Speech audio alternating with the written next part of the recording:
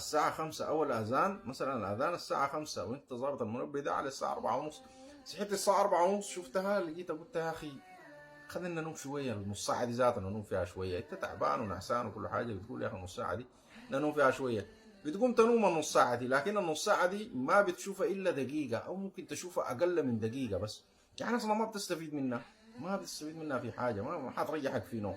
عشان كده بس قوم قبل الأذان بنص ساعة بس، ساعة تتوضأ وده وتجهز صلي لك ركعتين.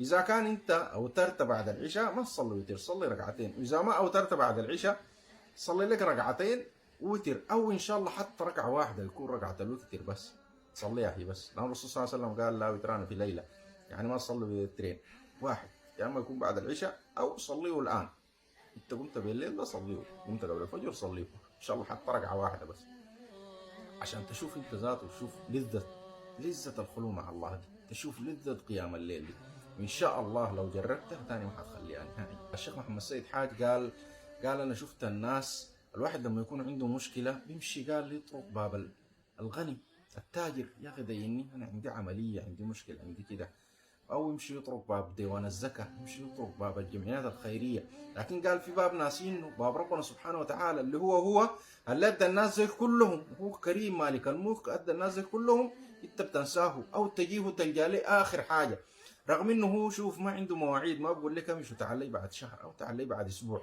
او نحن دوامنا والله من الساعة 8 للساعة كده، او الناس زي مشوا الفطور بمشوا القدم، ما عنده باب مفتوح 24 ساعة، ما داير منك إلا الدعاء بس، يعني أنت ذاته إذا كان داير ضمان استجابة الدعاء دي، قوم في الثلث الأخير من الليل اللي هو قال لك ركعتين الساعة 2 بس، وتعال وادعي ربنا. الرسول صلى الله عليه وسلم قال إن الله حيي كريم يستحي إذا رفع الرجل يديه أن يردهما صفرا خائبتين، وأيضا قال الرسول صلى الله عليه وسلم ينزل الله كل ليلة إلى السماء الدنيا في الثلث الآخر من الليل فيقول من يدعوني فأستجب له، من يسألني فأعطيه، من يستغفرني فأغفر له.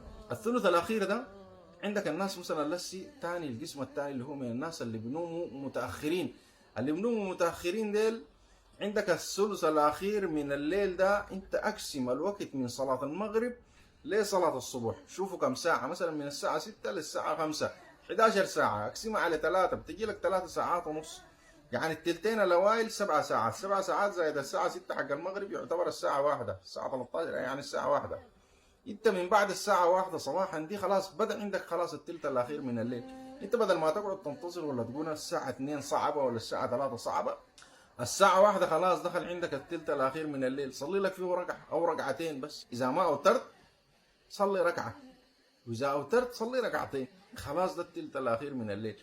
كده الناس اللي بيقوموا بدري، اللي بينوموا بدري قلنا يقوموا قبل صلاة الصبح بنص ساعة، والناس اللي بيسافروا لغاية الساعة واحدة، يعني الناس اللي بيسافروا دي الساعة واحدة ذات ممكن تكون أقل لهم حاجة. طبعا في النهاية الدكتور سابه ومشى عمل له أشعة الرنين المغناطيسي وتكفل بها الدكتور كاملة، والحمد لله النتيجة طلعت سليمة، يعني ما في ورم في الرأس ولا شيء، وأخذ علاجاته والآن الحمد لله في أمان الله. فطبعا دي كلها بفضل رب سبحانه وتعالى، ثم الدعاء يغير القدر.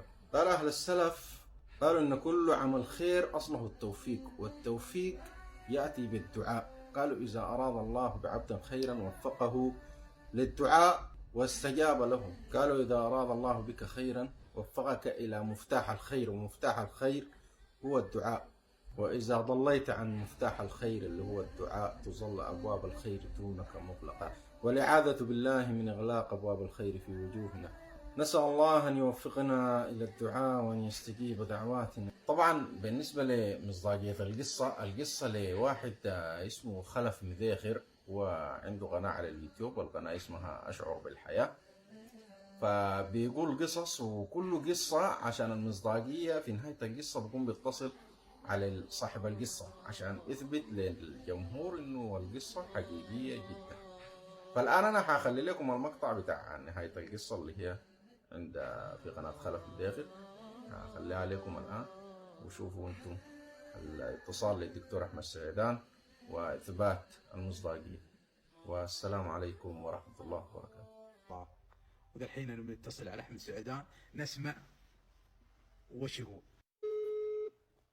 يا هلا يا ابو ماجد. السلام عليكم، مساك الله بالخير. مساك الله بالنور والسرور يا مرحبا. كيف الحال؟ عساك طيب؟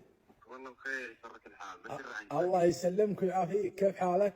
والله بخير جعلك سالم ربك طيب ان شاء الله. ابشرك الحمد لله. والله انا قلت القصه هذه اللي علمتني بها، القصه الغريبه العجيبه والله، وحبيت اني استفسر منك عنها وعن صحتها.